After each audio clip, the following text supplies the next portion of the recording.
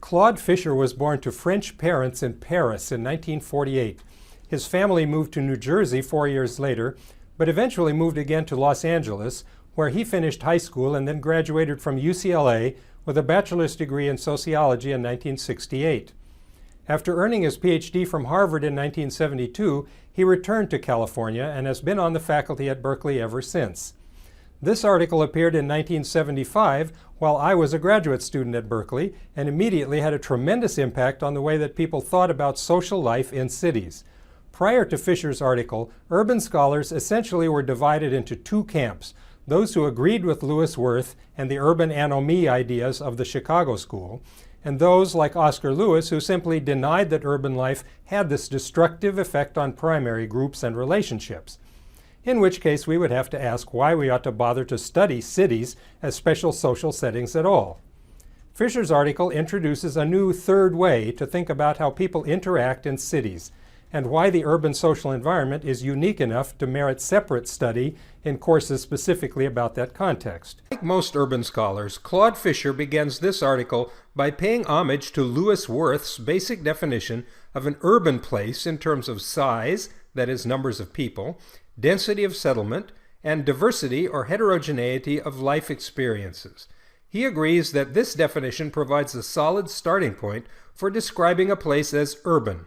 He tries to simplify this picture by putting special emphasis on the first two of Wirth's three criteria, numbers and density. He suggests in his opening pages that if we compress a large number of people into a small living space, we can pretty much expect diversity to emerge within this population as an automatic byproduct of these first two conditions alone.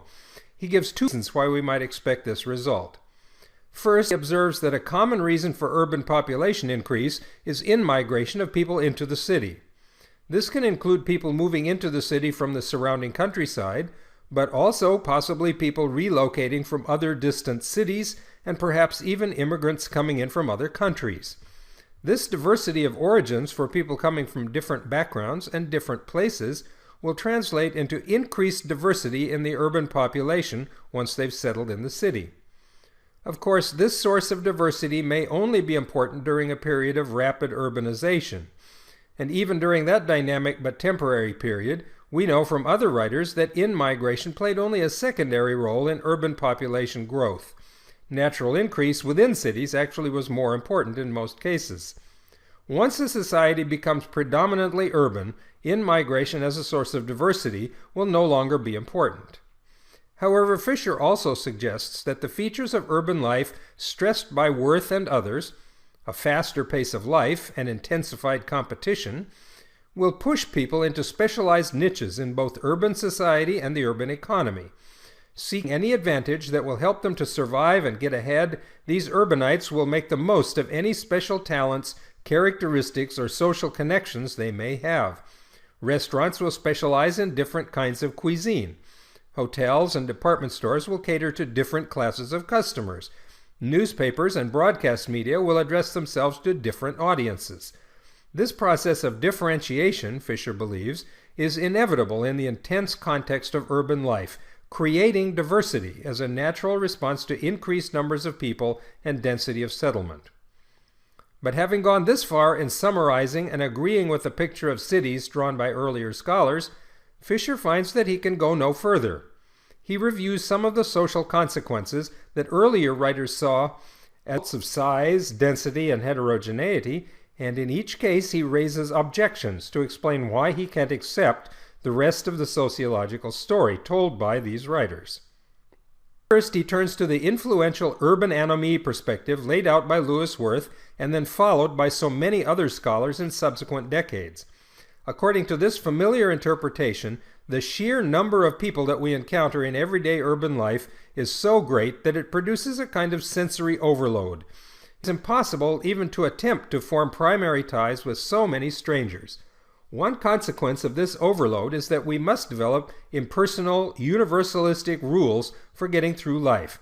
Things like fixed prices posted on all the things we need to buy and sell, traffic signs and lights to help us get around the city, clocks to help us coordinate our interactions with many other people in many different places, and a whole host of other standardized rules so that we can know what to expect from all those strangers around us. Second consequence follows from this first one. Impersonal, standardized rules proliferate and take over our daily lives. The particularistic contacts we have through our primary relations with those closest to us lose some of their significance for our life as a whole.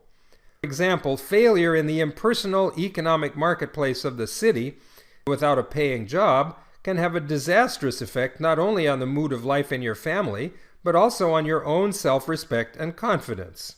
The personal side of life, according to the urban anomie perspective, is weakened and even disorganized by city life.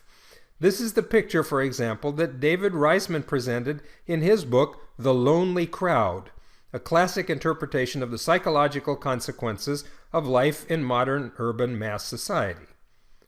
The trouble, says Fischer, is that these theories sound very convincing when somebody lays them out on paper, as did Lewis Wirth and his successors.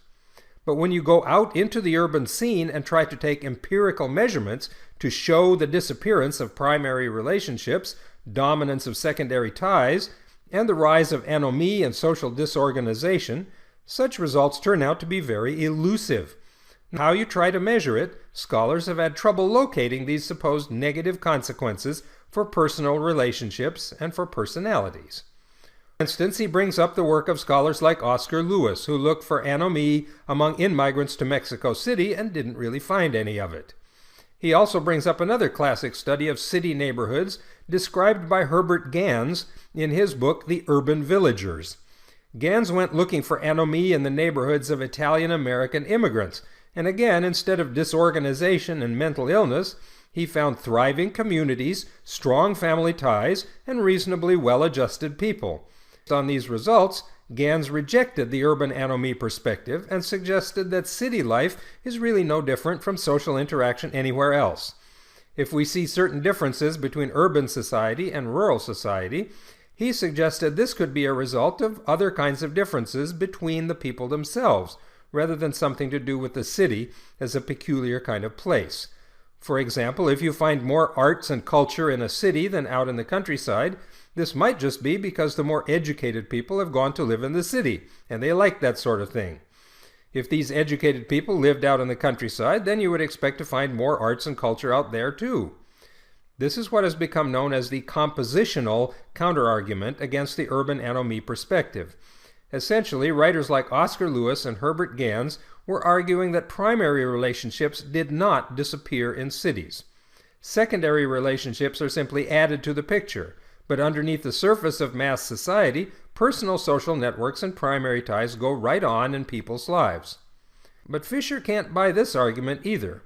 There are some things about the urban social environment, he insists, that you can't explain away as just a compositional effect, result of a different mix of people in the city. There's some sense in which primary relationships, even if they do survive in urban settings, are working in a different way than they would in a non-urban world.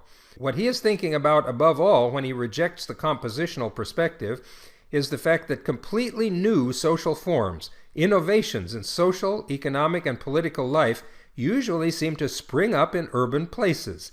New technologies, new slang expressions, new trends in art or politics, and other unconventional behavior tend to originate in our cities, making them laboratories of social experimentation and change. He sums up this idea in his first proposition, quote, "The more urban a place, the greater its subcultural variety," unquote. Investigating why this should be so leads Fischer to develop a new alternative to urban anomie theory, and why cities seem to cause social change and innovation. Fischer links the population size, density, and heterogeneity factors described by Wirth to a qualitative change that he calls critical mass. Writing in the 1970s, when the Soviet Union and the United States still confronted each other with massive arsenals of nuclear-armed missiles and the doctrine of mutually assured destruction, this reference to the possible dramatic results of reaching a critical mass resonated in the imaginations of most people. Everyone was familiar with the towering mushroom cloud of an atomic explosion produced by a critical mass of plutonium or uranium. Fischer's concept to work in the opposite of destruction, however, that is, the creation of new social possibilities. You may be able to find considerable diversity even in a small population, he suggests. People with special interests, unusual abilities, and contrasting political or religious perspectives may appear here and there in small towns or even in a scattered rural population of farmers. But these isolated special cases find themselves all alone, and in the absence of any support for their personal distinctiveness, they eventually lose any momentum towards new, strange ideas and conform to the worldview of their local primary groups and communities. In cities, though, says Fischer, suddenly there are so many people that a person with almost any kind of unusual perspective or tendency may discover others with similar outlooks, and birds of a feather flock together, especially in cities where they can find the other people in their flock. What he means by critical mass. The city allows a critical mass of like-minded people actually to come into contact with each other. The result, he says, is a subculture of shared values or lifestyles. It is worth pointing out that while this critical mass idea requires that the like-minded people all have to live together in the same city so that they can meet and interact to form the subculture, they certainly do not have to live in the same apartment building or even the same neighborhood. In fact, as people find this new sense of community based on shared interests rather than simple residential proximity, we may even come to a point in cities where a person's sense of belonging is based on this shared interest or lifestyle with a group of people scattered all over the city. The whole idea of a neighborhood as a local physical setting that creates a sense of community may be swept away. People who define themselves in terms of a scattered collection of citizens with the same lifestyle may not even know or care about their nearest neighbors any longer. To go one step further than Fischer does in this article, we might even say that the contemporary global village of people linked electronically to each other may create subcultures that stretch far beyond a single city, and that at the same time may further eclipse the whole idea of community as a local phenomenon based on physical residence or proximity. On the other hand, Fischer also talks about some of the consequences of achieving this critical mass of like-minded people, consequences that bring us back down to earth quite literally. When he turns to the concept of institutional completeness, certainly part of what he means can be captured purely in terms of symbolic social roles, as when a group of people who feel strongly about unconventional sexual identities or political doctrines or religious beliefs decide to organize themselves more formally in order to pursue their shared agenda. In this sense, Fischer is connecting his idea of urban subcultures to the whole idea of a social movement, which, after all, is a kind of subculture organized for action. But this kind of organization, with formal leadership roles and budgets and action agendas, also can give rise to efforts to create precisely the kind of local physical community that further reinforces the sense of belonging to the group. A religious subculture may seek to build a church or temple for themselves. People with unconventional sexual preferences may gravitate toward each other in specialized settings, from nightclubs to selected public spaces. Wealthy elites in cities can create their own organizations, meeting places, and activities to cement their solidarity. People excluded from the social spaces of the wealthy and powerful may generate their own subcultures, again based on critical mass, and find ways to reinforce their own sense of shared community. Both the junior league and street gangs are creatures of the urban environment. And in all cases, says Fischer, these subcultures that achieve critical mass and coalesce in the city become the sources of social innovation and change. In fact, the more different subcultural groups confront one another in an urban environment, the more they automatically challenge one another. Fischer quotes approvingly from the anthropologist Claude, quote, "Another direct consequence of expansion of population arises from contact with divergent moral orders, with contrasting perspectives. Reasons must be found to justify the existing moral order, or it will be altered by negation, reshaping, or syncretism. The moral order becomes for the first time a genuine problem," unquote. What Claude calls a moral order is precisely that shared community of values or lifestyles that Fischer says defines and creates a subculture in the city. If more and more such subcultures crowd in upon your own chosen way of life, you must work harder to convince yourself that your own subculture is worth the effort, that your way of life is the right way. The problem of multiple subcultures is the old problem of the in-group versus the out-group in human society. Your in-group becomes my out-group, and people sometimes may even define themselves simply as the opposite of some other people. This leads to Fischer's second proposition, that, quote, the more urban a place, the more intense its subcultures, unquote. This intensity results not only from finding a critical mass for your group, but also from finding your group confronted by other, different groups who may think that you are evil, crazy, perverted, or simply ugly and unpleasant.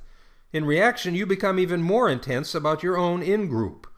So looking at things from Fischer's subcultural perspective, we can explain the unique, creative, innovative aspect of urban life through the appearance of these diverse, intense, subcultural groups.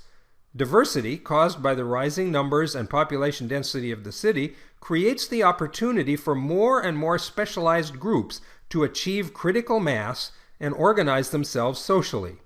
When they do, these many different groups confront each other and challenge each other's legitimacy and sense of the right way of living, provoking a defensive intensification of loyalty to each other within each of these groups. When you stop and think about it, this idea of rising intensity of identification within your own subculture in the urban setting actually is the complete opposite of the idea of anomie, of the destruction of any sense of belonging or meaning in an impersonal urban world. Not only does Fischer have an explanation, then, for why innovation emerges in cities, but he turns the urban anomie theory on its head, claiming that people actually develop more, not less, intense personal connections with each other in the urban context. As soon as he gets his second proposition clearly laid out, claiming that subcultures intensify due to direct confrontation in the city by diverse other groups, he turns around and presents a third proposition that in some ways is just the opposite of the second intensification idea. Quote, the more urban a place, the more numerous the sources of diffusion, and the greater the diffusion into a subculture, unquote. Diffusion, he tells us, means adopting beliefs or behaviors from some outside group. This mix-match process of borrowing selected ideas from other groups provides the third and final source for his explanation of why cities produce social innovation. It might seem a little unlikely to find adolescents in Japanese cities adopting the styles and mannerisms of American hip-hop artists, but diffusion of such distinctive subcultural features actually is not hard to find. But Fischer recognizes that there's a built-in tension between this diffusion idea and his second proposition about intensification. If each subculture reacts when confronted with other different groups by circling the wagons and intensifying their own in-group identification, emphasizing their uniqueness as a subculture, why should they be open at all to anything that people in some other group might believe or wear or do? We might expect them to build their walls against everything strange and different higher and higher as they turn inward on themselves. Fischer, however, insists that both processes, intensification and diffusion, go on side by side. Quote, they occur simultaneously. One finds both intensified and diffused elements in a subculture, unquote. What is more, he makes a point of clarifying that these two processes do not, as he puts it, cancel each other out. Borrowing fashion choices from other groups in a society, for example, does not imply any less identification for couples like Ellen DeGeneres and her partner Portia de Rossi with the gay subculture. Diffusion combined with the intensification simply creates even more complicated innovations in terms of combinations of subcultural features. The least convincing part of this discussion of subcultural borrowing and imitation, however, comes when Fischer tries to offer predictions about which groups are more likely to do such borrowing and what kinds of subcultural features are most likely to be imitated. He makes a few remarks about how the relative social status of groups may influence the direction of diffusion, but this doesn't fit very well with the powerful diffusion potential that seems to belong to the lifestyles of relatively disadvantaged groups. For example, he doesn't really give any coherent explanation why so many affluent suburban white high school students roll out of their school parking lots in the expensive cars paid for by their parents, blasting hip-hop from their car radios. One possibility not considered by Fischer for explaining selectiveness in adopting subcultures, or some of their details, might look back to Kornhauser's description of mass society, though. If subcultures exist in an urban context that also generates mass society, there will be mass-scale groups like governments or corporations that may try to co-opt subcultural features for their own purposes. Thus, what started as distinctive subcultural lifestyles, for example skateboarding, have gradually been absorbed into conventional, mainstream, mass consumption public sports, complete with corporate sponsors, national tournaments, and professional stars who make television commercials when they're not jumping through the air on their boards.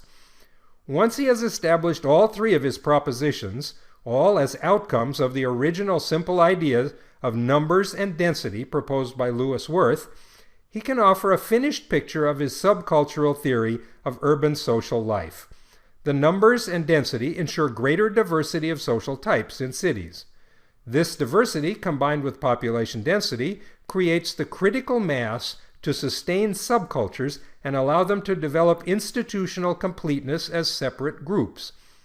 As such subcultures confront each other in the crowded city, they intensify a sense of belonging to their own group, just the opposite of the disintegration of primary groups suggested in Wirth's older article. At the same time, the proliferation and proximity of all those other subcultures provide irresistible new opportunities for members of even the most tightly knit group to borrow selected details from the others. Such diffusion turns into another source of innovation in urban social forms. So Fischer has given us a new and very different way of thinking about why social innovation seems to begin in cities, which was the original problem that started him on this whole line of exploration. Urban innovations may eventually radiate out into the rural population outside the city, also transforming its social world. But by then, even newer inventions will be emerging in the urban setting. Subcultural theory explains that innovation, but not by suggesting the destruction of personal ties or primary groups. Quite the opposite. He suggests even more intense personal senses of belonging, but to new social groups bound together by common interests and a sense of shared identity. There's no actual requirement that such subcultures actually have to be in face-to-face contact with one another on a regular basis. And as we move into a new century with unprecedented connectivity to people all over the planet, our ability to pick and choose personal subcultures for ourselves has never been stronger.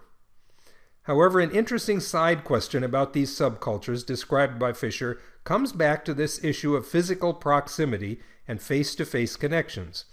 We might ask whether, once they form based on common interests or beliefs, such urban subcultures tend in real life to look for some kind of common physical location to call their own. The idea of turf for an urban street gang is the most familiar example of such a tendency. And no matter how preoccupied we may become with our social media, we may continue to seek such home ground in which to enjoy our subcultural identities as residents of the cities of the future.